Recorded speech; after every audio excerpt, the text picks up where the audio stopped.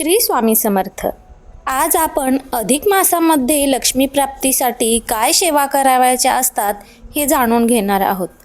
हिंदू परंपरेनुसार अधिक मास हा जप, दान, व्रत, सेवा आणि आध्यात्मिक साधनेसाठी अत्यंत शुभ मानला जातो.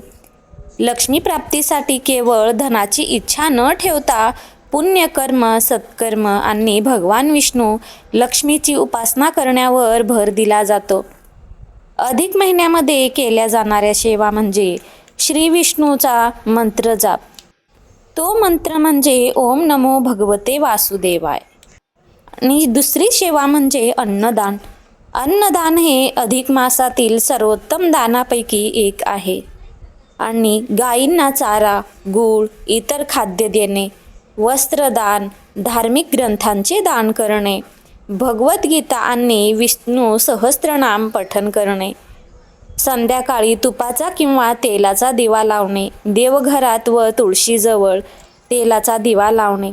पारंपरिक मान्यतानुसार अधिक मासात केली जाणारी निस्वार्थ सेवा, दान आणि भक्ती यांच्यामुळे लक्ष्मीची कृपा प्राप्त होते. अधिक मासातील ही सेवा श्रद्धेने करा आणि भगवान विष्णूची कृपा प्राप्त करा. आपल्या जीवनात सुख, समृद्धी आणि शांती नांदो, हीच ईश्वरचरणी प्रार्थना.